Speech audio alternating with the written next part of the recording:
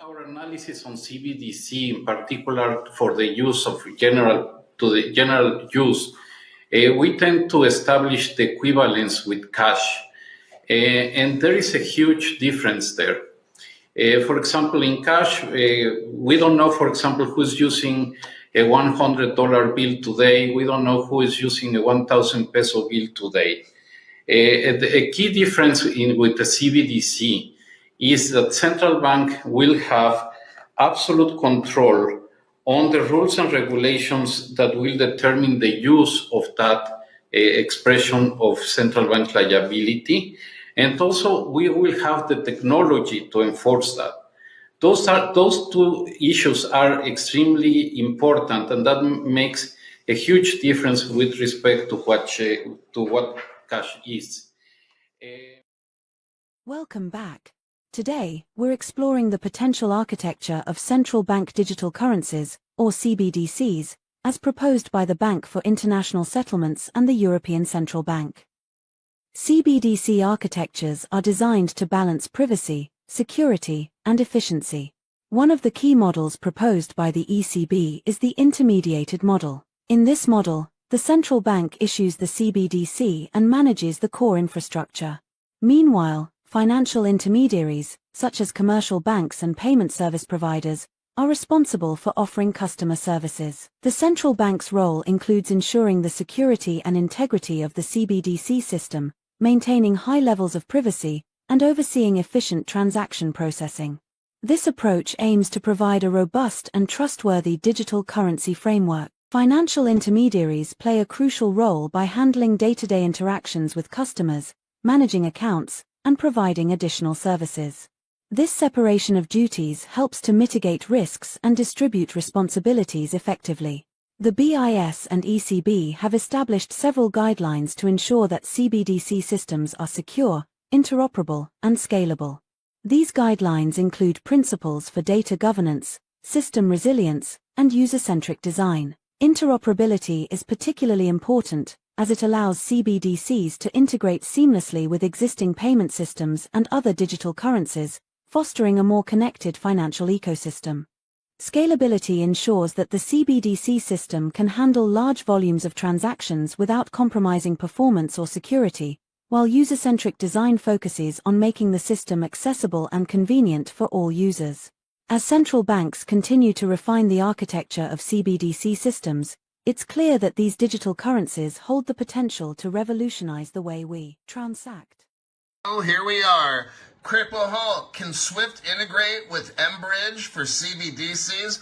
Could they just get rid of Ripple completely? Well, there was a meeting at Sibos, and Mr. Changan, you know who he is. Well, actually, I don't. But he said that mBridge could connect to traditional payment systems, including real-time gross settlement. Really, and it's involved right here with China, Hong Kong, Saudi Arabia, Thailand, and all that, and the BIS. Guess what Crypto Hulk's got? There's a company called Thunes. They're linked in with SWIFT and about 3 billion wallets, and they're linked in with banks. How does Thunes do it? Well, right here. Thunes is connected to Adawajarfa banking via Ripple, the leader in enterprise blockchain. It's not Ethereum. Here's the BIS, Bank for International Settlements, the bank of all the banks in the world. My name's Crypto Hulk. Live stream today, 6 o'clock p.m. Pacific time. Get it. India has joined the global CBDC race with its digital rupee, launched by the Reserve Bank of India. Currently in the pilot phase, the digital rupee is being tested for specific use cases like wholesale transactions and retail payments. The goal is to enhance the efficiency of the financial system while reducing dependency on physical cash. The digital rupee could revolutionize how Indians transact, making payments quicker and more secure. However, like any innovation, CBDCs come with challenges. Cybersecurity risks, the potential disruption of traditional banking, and the need for a robust regulatory framework are significant hurdles that need to be addressed. To sum up, CBDCs like India's digital rupee have the potential to transform how we use money, offering faster, safer, and more inclusive financial solutions. However, their success will depend on careful implementation and regulation. Stay tuned to MoneyZen for updates on digital currencies and how they shape the future of finance. Saudi Arabia has joined the BIS-led Central Bank Digital Currency (CBDC) trial project known as MBridge as a full participant. The move marks a significant step in Saudi Arabia's financial and technological advancements. The MBridge project, which involves the Bank for International Settlements (BIS) and several central banks, aims to explore the potential of CBDCs for cross-border payments and financial stability. Saudi Arabia's inclusion in this initiative highlights its commitment to embracing digital transformation and enhancing its role in the global financial system. We've grown up under a system of government where the bankers run monetary policy, but the people's representatives run fiscal policy. That's what the Revolutionary War was about. It was about taxation with or without representation. Now, if you're going to consolidate and collapse the system into the bankers on a very central basis, being able to control and operate both monetary and fiscal system, you're moving out of a world where we've known personal freedom and liberty into a world where it's what Augustine Carson's, the head of the BIS, said.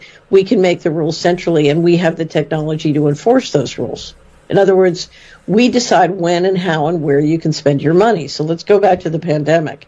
If you get central digital control in an all digital monetary system, and I don't care, what vehicle you use to do it, whether it's a Federal Reserve CBDC or Ripple or Bitcoin or something else we create, WorldCoin, if you do that, you are walking into a digital concentration camp. And that means, go back to the pandemic, if they don't want you going more than a mile from your house, your money won't work more than a mile from your house. Your electric car won't work more than a mile from your house. If they don't want you buying pizza, your money won't buy pizza. And you can't pay cash for pizza because you're in an all-digital monetary system. One of the things that we used to talk about was the ultimate plan of the banking industry, what they wanted to accomplish. And the goals of the banking industry, not just the Federal Reserve System, but the private banks in Germany and England, all over Italy, all over the world, they all work together. They're all central banks, and they're all part of the Communist Manifesto. Central banking is one of the major planks of the Communist Manifesto. We talk about America being a capitalistic country, but yet at the same time we have a central bank that plans everything for us, right? And the graduated income tax is another plank of the Communist Manifesto, right? So right there you have two major planks of the Communist Manifesto that have been brought in because of the Federal Reserve System, okay? So the ultimate goal that these people have in mind is the goal to create a one world government run by the banking industry, run by the bankers, and they're doing it in sections. The European currency, the euro, and the European Constitution is one part of it. Now they're trying to do it in America with the North American Union, right? And they want to create a new currency called the Amero, right? And the whole agenda is to create a one world government where everybody has an RFID chip implanted in them.